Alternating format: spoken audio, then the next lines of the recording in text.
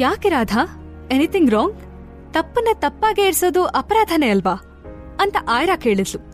ಅನುರಾಧ ಸಪ್ಪೆ ಮುಖ ಮಾಡ್ಕೊಂಡು ಅವನ ರೂಪ ಜೊತೆ ರಿಲೇಶನ್ಶಿಪ್ ಅಲ್ಲಿದ್ದಾನೆ. ಈವನ್ ಅವನ್ ಬೇರೆ ಯಾವ್ದೇ ಹುಡುಗಿ ಜೊತೆ ಇದ್ರೂ ನನಗ್ ಬೇಸರ ಇರ್ಲಿಲ್ಲ. ಇಡೀ ಜಗತ್ತಲ್ಲೇ ನನ್ ಹೇಟ್ ಮಾಡೋದು ರೂಪಾನ ಮಾತ್ರ. ಅಷ್ಟಕ್ಕೂ ಅವನಿಗೊಂದ್ ಮಗಳಿದ್ದಾಳೆ. ನಾನ್ಯಾಕೆ ಅವನ್ ತಪ್ಪನ್ನ ಅರ್ಥ ಮಾಡಿಸ್ಲಿ ಹೇಳು? ಅದ್ರಿಂದ ನನ್ಗೇನು ಯೂಸ್ ಇಲ್ಲ ಅಂತ ಹೇಳಿದ್ಲು. ಅವರಿಬ್ಬರ ಕಾನ್ವರ್ಸೇಷನ್ ಸಡನ್ ಆಗಿ ಡಿಪ್ರೆಸಿಂಗ್ ಆಯ್ತು. ಆಯ್ರಾ ಒಂದ್ ಕ್ಷಣ ಯೋಚಿಸಿ, ರಾಧಾ, ಆ ರೂಪನ ಅವನ್ ಲೈಫಿಂದ ದೂರ ಸರಿಸಿದ್ರೆ ಹೇಗೆ? ಮತ್ ಯಾವತ್ತೂ ಅವಳು ಅವನ್ ಹತ್ರನೂ ಹೋಗ್ತಿರೋ ಹಾಗೆ ನಾನ್ ವ್ಯವಸ್ಥೆ ಮಾಡ್ತೀನಿ ಅಂತ ಅಂದ್ಲು. ಅನುರಾಧ ತಲೆ ಅಡ್ಡಡ್ಡ ಆಡ್ಸಿ, ನೋ ನೀಡ್ ಅಂತ ಅಗತ್ಯ ಏನೂ ಇಲ್ಲ. ಅವನಿಗೆ ಹೆಂಡತಿ ಇರ್ಲಿ ಬಿಡ್ಲಿ, ನಂಗೆ ಅವನ ಮೇಲೆ ಇಂಟ್ರೆಸ್ಟ್ ಇಲ್ಲ. ಅವ್ನ್ ಒಂದ್ಸಲ ರೂಪಾ ಜೊತೆ ಬೆಡ್ ಶೇರ್ ಮಾಡಿದ್ಮೇಲೆ ಮುಗೀತು. ಮತ್ತೆ ಅಂಥವನ್ ಜೊತೆ ಹೋಗೋಕೆ ನನಗಿಷ್ಟ ಇಲ್ಲ. ನನ್ ಇಡೀ ಜಗತ್ತಲ್ಲಿ ದ್ವೇಷ ಮಾಡೋದು ರೂಪಾನ ಮಾತ್ರ. ಆ ವಿಷಯ ಚೆನ್ನಾಗಿ ತಿಳ್ಕೊಂಡಿದ್ರು ಅವನವತ್ತು ಅವಳ ಜೊತೆ ಬೆಡ್ ಶೇರ್ ಮಾಡಿದ್ದ. ಆಯ್ರಾ ಡಾರ್ಲಿಂಗ್, ನನಗವನು ಬೇಕಿಲ್ಲ ಅಂತ ಸಪ್ಪೆ ನಗು ನಕ್ಲು. ಆಯ್ರಾ ನಿರಾಶೆಯಿಂದ ಅನುರಾಧನ ನೋಡಿ, ಸರಿ, ಆಸ್ ಯು ವಿಶ್ ಅಂತ ಅಂದ್ಲು. ಮತ್ತೆ ಅನುರಾಧ ಹೇಳಿದ್ಲು, ಆಯ್ರಾ, ಇವತ್ ನಂಗೆ ಸ್ವಲ್ಪ ಜಾಸ್ತಿ ಡ್ರಿಂಕ್ಸ್ ಮಾಡ್ಬೇಕು, ಹೋಗೋಣ್ವಾ? ನೋ ಬೇಬಿ, ನಿದ್ದೆ ಬರ್ತಿದೆ ಅಂತ ಹೇಳಿ ಅವಳೆತ್ತು ತನ್ನ ರೂಮ್ ಕಡೆ ಹೊರಟ್ಲು. ಅನುರಾಧ ಆಶ್ಚರ್ಯದಿಂದ ಹುಬ್ಬೆರ್ಸಿದ್ಲು. ಅವರಿಬ್ರು ಬೆಸ್ಟ್ ಫ್ರೆಂಡ್ಸ್ ಆಗಿದ್ರು. ಆದ್ರೂ ಅವರಿಬ್ರಲ್ಲಿ ಅಷ್ಟೊಂದು ಅಂಡರ್ಸ್ಟ್ಯಾಂಡಿಂಗ್ ಇರ್ಲಿಲ್ಲ. ಆಯ್ರಾ ಲೇಜಿ ಆಗಿದ್ಲು. ಅವಳಿಗೆ ಜಾಸ್ತಿ ಮಾತಾಡಿ ಮತ್ತೊಬ್ರ ಮನ್ಸನ್ನ, ಇಮೋಷನ್ಸ್ನ ಕಂಟ್ರೋಲ್ ಮಾಡೋದೆಲ್ಲ ಆಗ್ದಿರೋ ಕೆಲ್ಸ. ಅನುರಾಧಗೆ ಮಲ್ಕೋತೀನಿ ಅಂತ ಹೇಳಿದ್ರು ಅವಳ ಉದ್ದೇಶ ಬೇರೆ ಇತ್ತು. ಬೆಡ್ರೂಮಿಗೆ ಹೋದ ಆಯ್ರಾ ಕಾರ್ಗೆ ಎತ್ಕೊಂಡು ಮೊಬೈಲ್ನ ಜೇಬಲ್ ಇಟ್ಕೊಂಡ್ಲು. ಸೈಲೆಂಟ್ ಆಗಿ ಆಚೆ ಬಂದ್ಲು. ಮಂಗಳೂರು ಮೆಡಿಕಲ್ ಕಾಲೇಜ್ ಕಡೆ ಕಾರ್ ಓಡ್ಸಿದ್ಲು. ಮೊದ್ಲೇ ಅಪಾಯಿಂಟ್ಮೆಂಟ್ ಇದ್ದಿದ್ರಿಂದ ಅವಳನ್ನ ಯಾರೂ ತಡೆಲಿಲ್ಲ. ಅವಳು ಆ ಕಡೆ ಈ ಕಡೆ ನೋಡ್ತಾ ಕಾಲೇಜ್ ಬಿಲ್ಡಿಂಗ್ ಎಂಟರ್ ಆದ್ಲು. ಅವಳು ಬರ್ತೀನಿ ಅಂತ ಹೇಳಿದ್ರಿಂದ ಕಾಲೇಜ್ ಎಂಟ್ರೆನ್ಸ್ ಅಲ್ಲಿ famous neuro surgeon Dilip Deshpande ಅವಳಿಗೋಸ್ಕರ ಕಾಯ್ತಿದ್ರು. ಸುಮಾರು 50 ವರ್ಷದ ವಯಸ್ಸಿನ ದಿಲೀಪ್ ಅವರು ಆಯ್ರಾನ ನೋಡಿ ಸ್ಮೈಲ್ ಮಾಡ್ತಾ, wow, finally you are here ಅಂತ ಹ್ಯಾಂಡ್ ಶೇಕ್ ಮಾಡಿ ರೆಸ್ಪೆಕ್ಟ್ ಇಂದ ಅವಳನ್ನ ವೆಲ್ಕಮ್ ಮಾಡಿದ್ರು. ದಿಲೀಪ್ ಹಿಂದೆ ನಿಂತಿದ್ದ ಕೆಲ್ವರು ಶಾಕ್ ಇಂದ ಆಯ್ರಾನ ನೋಡಿದ್ರು. ದಿಲೀಪ್ ನ್ಯೂರಾಲಜಿ ಡಿಪಾರ್ಟ್ಮೆಂಟ್ ಅಲ್ಲಿ ಹೆಡ್ ಆಗಿದ್ರು. ಮಂಗಳೂರಲ್ಲಿ ಮಾತ್ರ ಅಲ್ಲ, ಅವರು ಬೆಂಗಳೂರಲ್ಲೂ ತುಂಬಾ ಫೇಮಸ್ ಸರ್ಜನ್ ಅಂತ ಹೆಸರು ಮಾಡಿದ್ರು. ಅಷ್ಟೇ ಅಲ್ಲ, ಮಂಗಳೂರಿನ ಮೆಡಿಕಲ್ ಕಾಲೇಜ್ ಡೈರೆಕ್ಟರ್ ಕೂಡ ಆಗಿದ್ರು ದಿಲೀಪ್.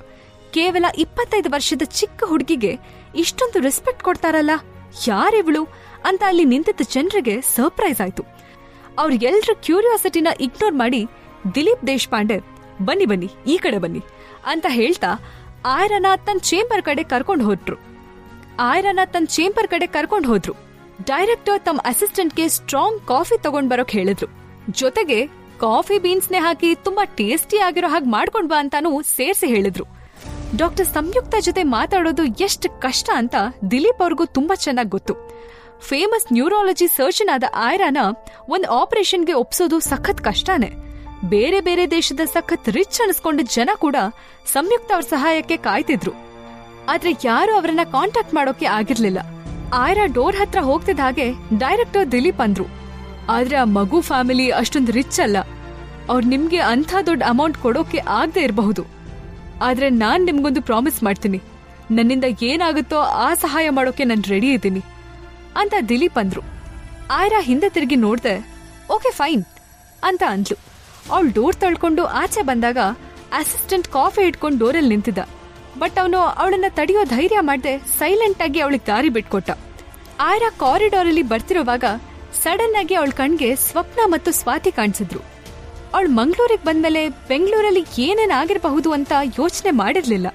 ಅವತ್ತೊಂದಿನ ಸ್ವಾತಿ ಕಾಲ್ ಮಾಡಿ ಸ್ವಪ್ನ ಜೊತೆ ಮೆಡಿಕಲ್ ಕಾಲೇಜ್ಗೆ ಜಾಯ್ನ್ ಆಗ್ತೀನಿ ಅಂತ ಹೇಳಿದ್ದು ನೆನ್ಪಾಯ್ತು. ಇಷ್ಟ ದಿನ ಈ ವಿಷಯನ ಅವಳು ಮರ್ತಿದ್ಲು. ಬಟ್ ಈಗ ಆಕಸ್ಮಿಕವಾಗಿ ಸ್ವಪ್ನ ಎದುರುಗಡೆ ಆಯ್ರಾ ಬರೋ ಹಾಗಾಯ್ತು. ಆಯ್ರಾನ ಅಲ್ಲಿ ನೋಡ್ತೀನಿ ಅಂತ ಅವರಿಬ್ರು ಎಕ್ಸ್ಪೆಕ್ಟ್ ಮಾಡಿರ್ಲಿಲ್ಲ. ಅವಳನ್ನ ಕೆಳಗಿಂದ ಮೇಲೆ ಸ್ಕ್ಯಾನ್ ಮಾಡೋ ಹಾಗೆ ನೋಡ್ತಾ ಸ್ವಪ್ನ ಸರ್ಕಾಸ್ಟಿಕ್ ಆಗಿ ಸ್ಮೈಲ್ ಮಾಡಿದ್ಲು. ಅವಳು ತನ್ನ ಮುಂದೆ ನಿಂತ ತಂಗಿನ ನೆಗ್ಲೆಕ್ಟ್ ಮಾಡಿ ಸ್ವಾತಿ ಕಡೆ ನೋಡಿದ್ಲು. ಹಾಯ್ ಸ್ವಾತಿ, ನೀನ್ ಈ ಯೂನಿವರ್ಸಿಟಿಲಿ ಮೆಡಿಕಲ್ ಮಾಡ್ತಿದೀಯಾ? ಅಲ್ಲ, ಇಷ್ಟ ವರ್ಷ ಅಮೆರಿಕದಲ್ಲಿ ಓದ್ದವಳು ಈಗೇನು ಇಂಡಿಯಾದಲ್ಲಿ ಓದೋ ಮನ್ಸ್ ಮಾಡಿದ್ಯಾ? ಅದ್ ಸರಿ, ಯಾವ ಡಿಪಾರ್ಟ್ಮೆಂಟಿಗೆ ಅಪ್ಲಿಕೇಶನ್ ಹಾಕಿದೀಯಾ ಅಂತ ಆಯ್ರಾ ಕೇಳಿದ್ಲು. ಬಟ್ ಸ್ವಾತಿ ಯಾವಾಗ್ಲೂ ಮಾತಾಡೋ ಹಾಗೆ ಕುಣ್ದಾಡ್ಕೊಂತ ಅವಳ ಹತ್ರ ಬರ್ಲಿಲ್ಲ.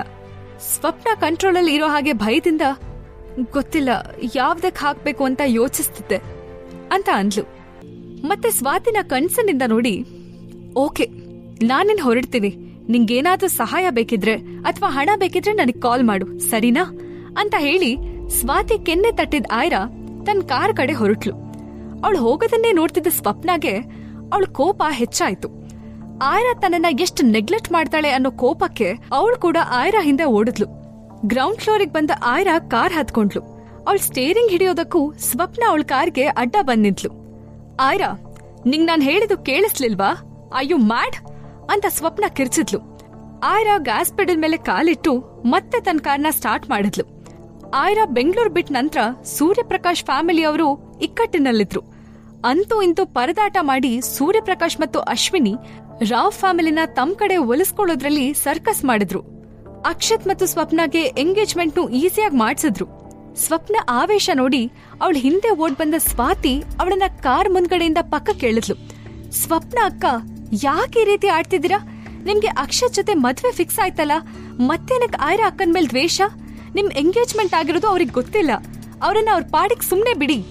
ಅವ್ರು ನಮ್ ಫ್ಯಾಮಿಲಿನೇ ಆಗಿದ್ರು. ಎಂಗೇಜ್ಮೆಂಟ್ ವಿಷಯನ ನೀವ್ ಯಾರು ಹೇಳಿಲ್ಲ. ಈಗ ಯಾಕೆ ಅವರನ್ನ ಅಡ್ಡ ಹಾಕಿ ತೊಂದರೆ ಕೊಡ್ತಿದ್ದೀರಾ ಅಂತ ಅಂದ್ಲು. ಆಯ್ರಾ ಅವ್ರ ಕಡೆ ಗಮನ ಕೊಡದೆ ಕಾರ್ ಸ್ಟಾರ್ಟ್ ಮಾಡ್ಕೊಂಡು ಹೊರಟೋದ್ಲು. ಶಟ್ ಅಪ್ ಸ್ವಾತಿ ಅಂತ ಕೋಪದಿಂದ ಸ್ವಪ್ನ ಕಿರ್ಚಿದ್ಲು. ಸ್ವಪ್ನ ಅವಳನ್ನ ಬ್ಯಾಡ್ ಆಗಿ ನೋಡಿ, ಸ್ವಾತಿ ನೀನ್ ಕೂಡ ಅವಳನ್ನ ಸಪೋರ್ಟ್ ಮಾಡ್ತೀಯಾ?